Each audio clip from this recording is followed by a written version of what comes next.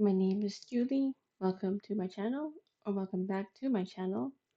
And today I will be discussing my polyglot dreams, more specifically, why I want to become a polyglot. So, you might be thinking, Julie, why do you need to learn more languages?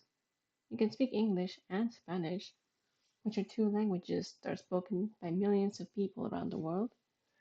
So, why more? I have three main reasons as to why I want to become a polyglot. So, the first reason is that I want to meet new people. Although I had to learn English due to several personal circumstances, I have found that through my ability to learn English, I have met so many incredible people and made so many friends over the years. And, well, I would love to be able to talk to and possibly befriend other people who speak other languages. For example, I'm studying French at the moment.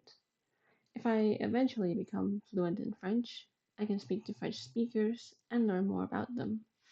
I could even travel to French speaking countries without facing any significant language barriers along the way. So, yeah, I would love to befriend other people, talk to other people, and just learn more about their stories. And on the subject of learning, that brings me to my second reason. So, the second reason is that you can learn so many new things through learning a new language. You can learn more about a country's history, culture, music, and cuisine through learning the language of the country. You can access so many resources such as books, websites, the list goes on really.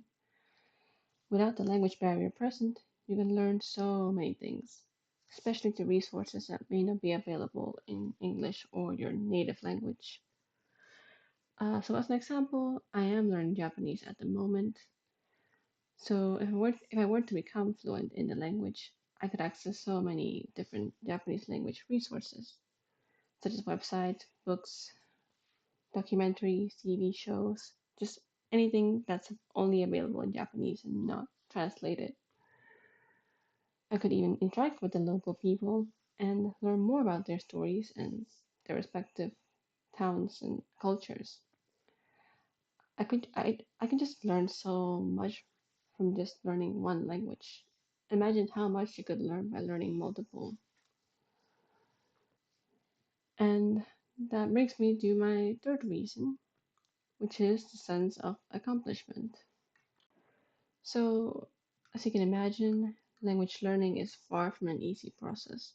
You have to learn so many different things, from grammar to vocabulary to sentence structure to even different alphabets in some cases. Of course, if you speak a specific language and your target language is similar to your specific language, it can be an advantage.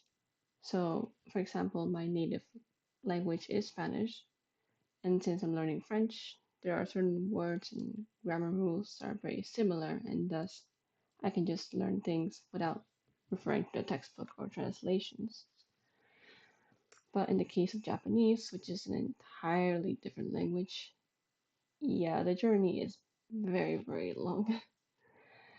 I had to learn two alphabets, which are hiragana and katakana, but also kanji, which, unlike hiragana and katakana, there are loads of kanji, like over 1,000, I believe. And it's something you have to learn because kanji is used everywhere in Japanese, like in signage, textbooks, writing, just it's used everywhere. And you basically have to learn as much kanji as you can. It's a lifelong journey, but it can be very rewarding, getting those small victories, like finally understanding that grammar rule that you've been struggling with, or finally seeing that vocab word used in a TV show. It's all about celebrating the small victories, really. You have to celebrate the small victories because it's those small victories that can help you get to your main goal. And yeah, it can just feel very rewarding to finally have things be understood in your head, for things to click into place finally after so much struggle. So I guess now you might be wondering, okay, Julie, I get your reasons, but do you have any end goals in mind for your languages that you want to learn? And yes, I do have some goals. They're not set in stone or anything. It could be subject to change, but I do have some goals in mind. So currently, I speak French and German at A2 basic level, and with Japanese, well, I'm a very baby basic beginner, so I don't think I have a level yet. So in the future, I would love to be at intermediate level in French and German, like maybe B1, and reach N5 in Japanese as well. Like those are my current goals and goals at the moment. There's also the possibility of expanding into new languages like Italian. I am really, really interested in learning Italian, and it is also a language that could be useful, possibly in the future, depending on how certain things in my life go, so to speak. But I'm not currently studying it.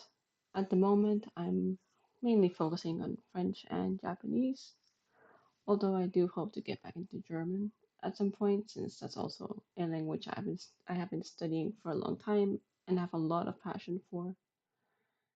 Yeah, those are my list of target languages and goals. Of course, like I said earlier, this list is subject to change as my circumstances and goals change, but I'm happy with the current list. So, yeah, that's all from me. Thank you very much for watching and listening to me yap about languages.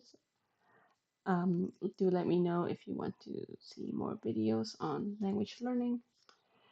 But yeah, that is all from me. Once again, thank you all very much for watching, and I will hopefully see you in my next video. Bye!